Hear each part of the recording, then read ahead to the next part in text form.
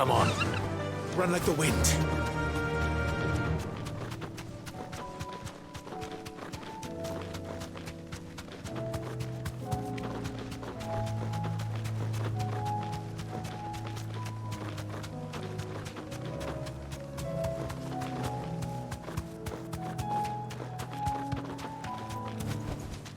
Back to the stables, girl. Quentin, I have a proposal for you.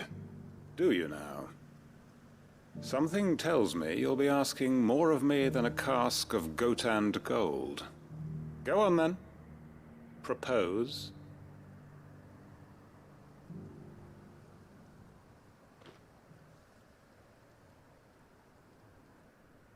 You'd have me convince the chiefs and chamberlains of the realm that they should simply swallow their pride and do the one thing that has proved impossible for thousands of years. Was there anything else? Perhaps I can fetch you a meat pie as well. I know it's a lot to ask, but I can think of none better suited to the role. And you'd have me give up what little I have left to do it. I told you, Clive. The people of Lostwing are my family, and I cannot abandon them. You'll have to find someone else. I'm sorry to hear that. So am I. And why might that be? What he's asking. How's it any different to what you've done so far? They want you to speak for those who can't speak for themselves. That's what you do best. If it's the vineyard you're worried about, we'll see that the grapes are picked and the tons filled. You know we will. It's not that. Then what is it? You said yourself we're family. Don't you trust us? You know that's not what I'm... Then what are you saying? That only we are worth saving? Why turn your back on everyone else? You convinced us we could build new lives for ourselves, and if you can do that, who's to say you couldn't convince the entire realm? A stirring argument. I fear that any rejoinder I make might fall somewhat flat by comparison. So you'll join us? Where do you need me? Field Marshal Havel will want to speak with you in person. He's currently in Port Isolde. I can arrange for a party of Cursebreakers to accompany you there. That would be very much appreciated. I hear the roads are far from safe these days. Hopefully not for long. My uncle will want to know that his plan is taking shape.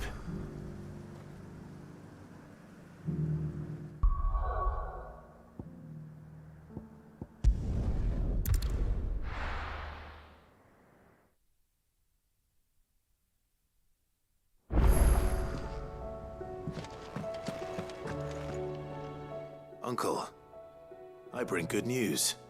The Field Marshal has agreed to your plan. Ha! Of course he has. I didn't doubt you for a moment, dear boy. Rutherford is accompanying him back to your manor in Port Isolde as we speak.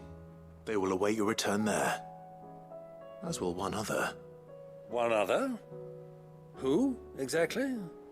Lord Havel was concerned that even if he could get the realm's armies to agree to an accord, he might not be as successful in convincing those with political power. He asked if I might have a solution, and I suggested a certain Imperial Lord Magistrate turned Liberator. One of your co-conspirators? Master Quentin would probably call me one of his, but yes. Another outlaw, then. Just the thing we need to put these rotten politicos in their places.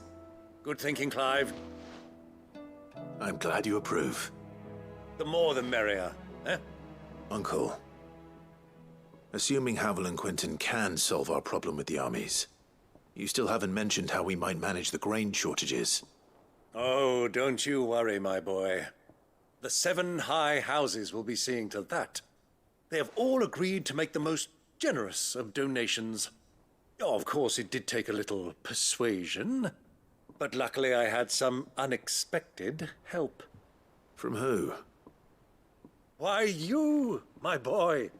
Rumor has it that you rescued the Lady Ariane's head steward Rockford from a horde of bloodthirsty bandits.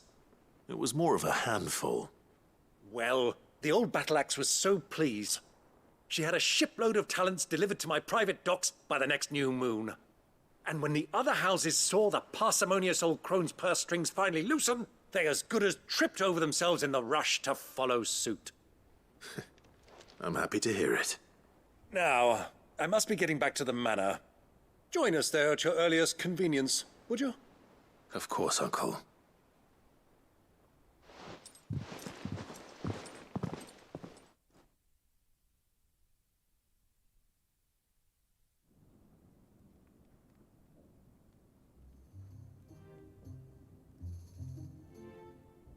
And how, pray tell, will we get that grain to the capital if the roads are still overrun with Akashic?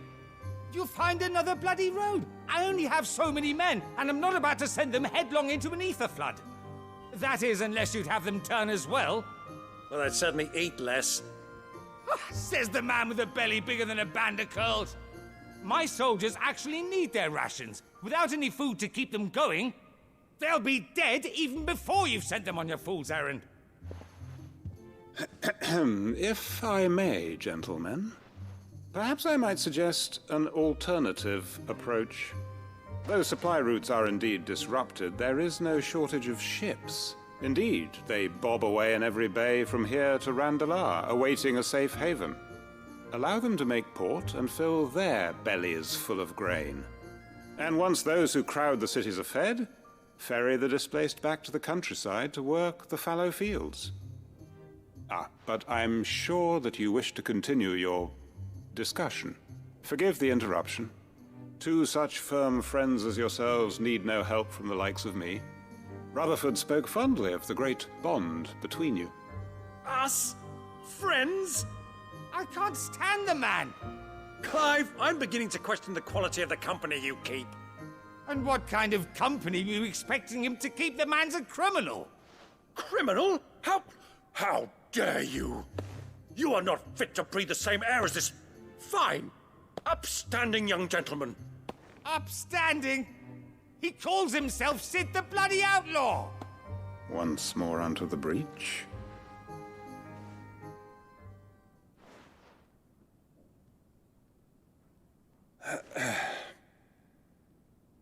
Shall we begin again? What we seek here is not to create a new nation, nor to claim the thrones of those that already exist. We wish simply to bring stability to the realm that mankind might weather the current storm. And to do that, we must convince those in power, the generals, the statesmen, the nobles, that our cause is just. There will be disagreements, yes, and I imagine some resistance, much resistance. But we cannot let that deter us. If we show them the path, show them that we walk it ourselves, then I am confident they will follow. The fate of the world lies in my nephew's hands, but the well-being of her people lies in ours. And we must not squander the chance that Clive has given us. Uncle Byron, Now, with that settled, let's move on to the signing of the Accord. For what great moment in history hasn't been accompanied by a little ceremony?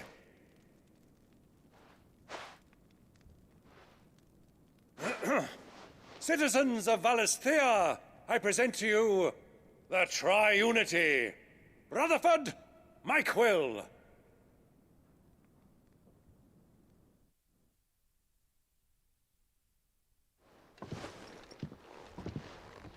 Well, my boy, the stage is set. that it is. This is the role you were born for. Now I ask only that you trust in the talents of your supporting cast. We shall play our parts to the best of our abilities, that you might have the opportunity to shine.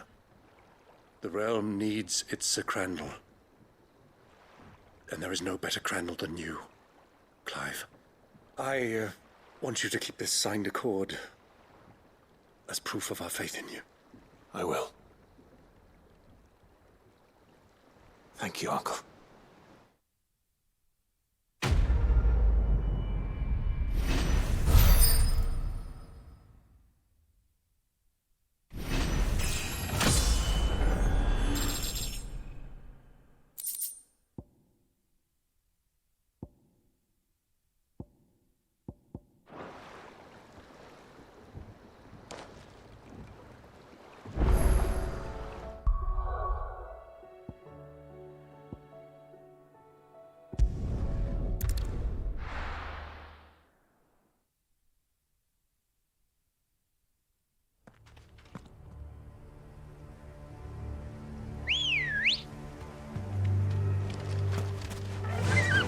Run like the wind.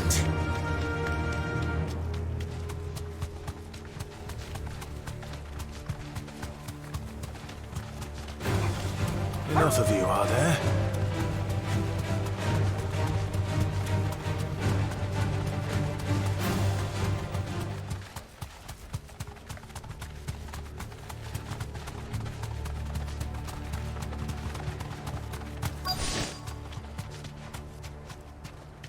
The entire village looks abandoned.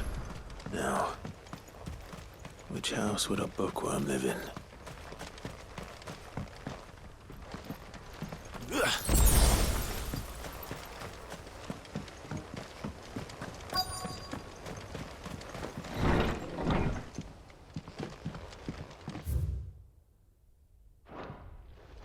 This is a Royal Army logbook.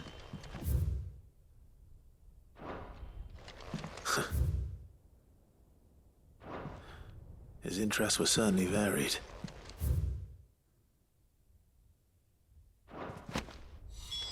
This is it. But if what it says is true, I need to get this back to the hideaway.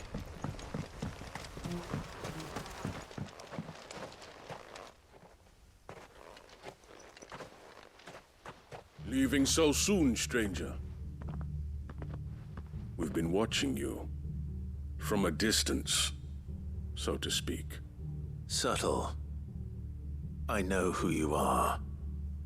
Then we need not waste time on introductions. Hand me the book.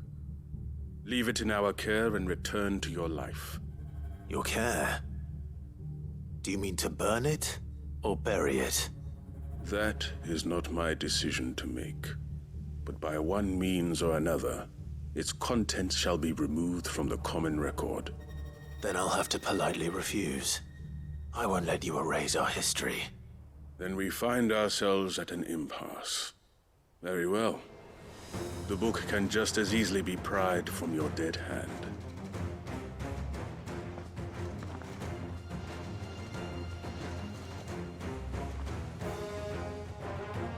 Let's see, shall we?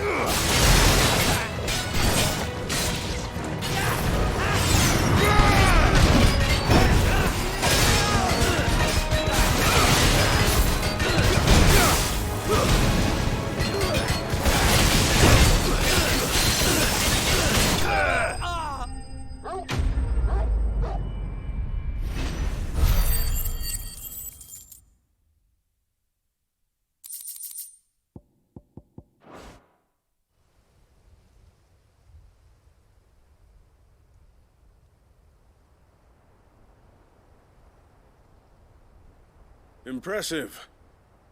But we have other means. We shall claim the book yet. Why do you want it so badly anyway? It lays out in no uncertain terms the vanity and avarice of mankind.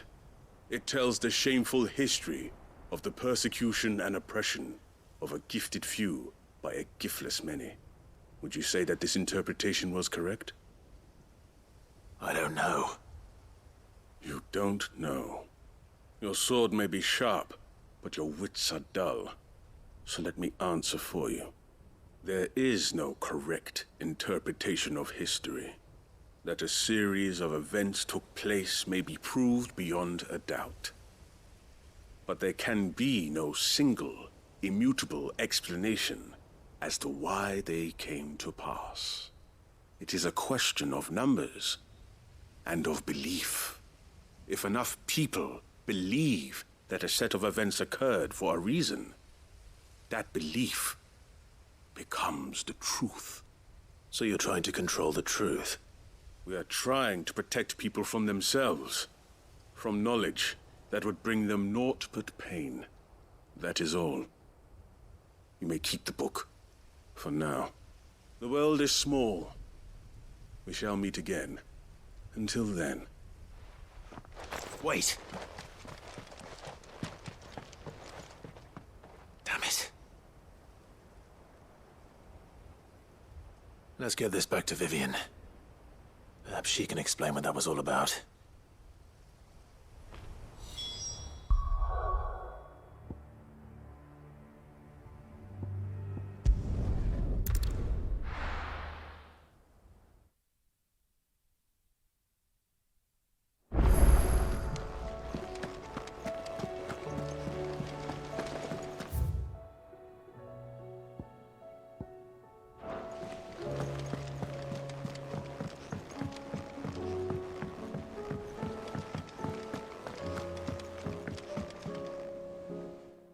Vivian.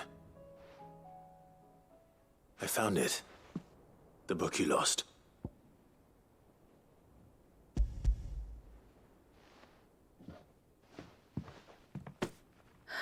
You found it. Thank you, Clive. Even though I asked this of you, I was not entirely sure it would be possible. I feared the executors had seized every copy. I met with one of these executors, and I convinced him to let me keep it. He told me something. That the truth is just a matter of collective belief. And that if enough people believe a lie, that lie becomes the truth. It does. But it also means that the truth is not immutable. That it can be changed. Provided that those who wish to change it can convince enough people that their perspective is the correct one. As the sad history of the bearers proves. You said that the book inspired you to become a scholar. It did. Or its author, rather. She was a heretic, you see.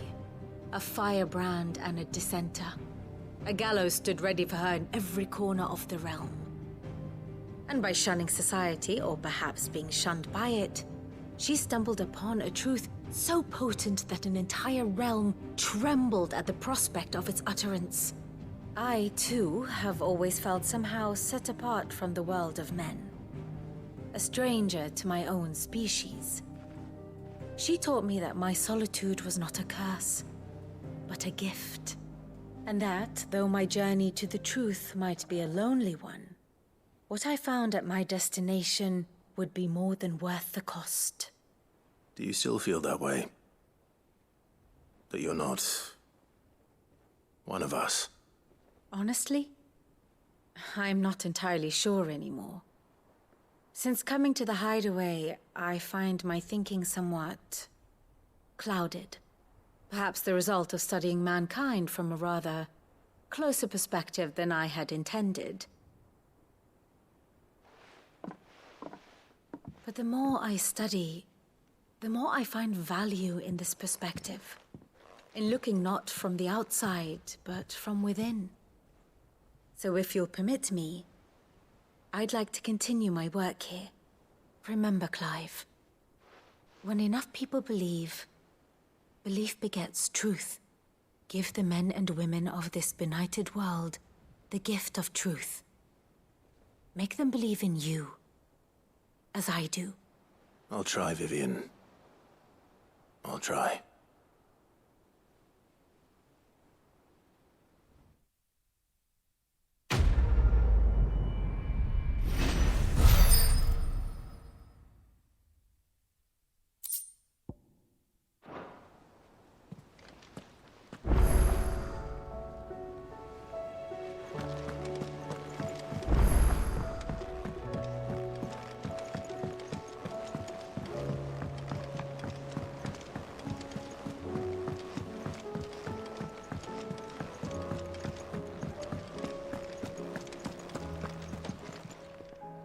Clive. If you're gonna buy something, be quick about it. Finished, are you? So what do I owe the honor? Not saying fortune, do you?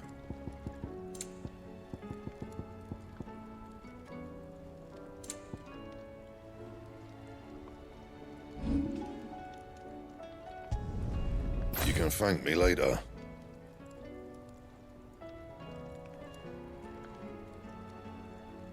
That it? Fine.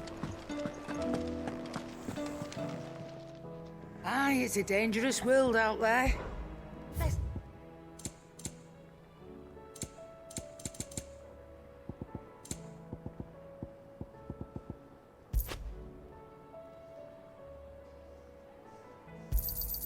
It'd better all be here.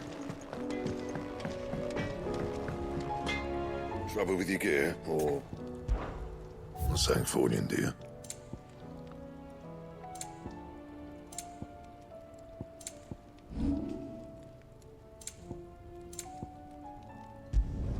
Not my best work, but it'll do. And?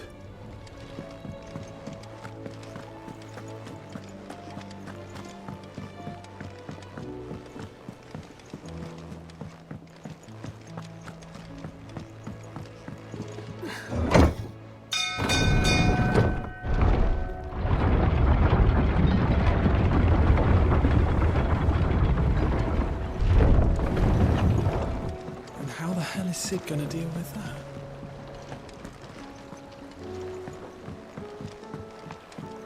What do you think that thing is?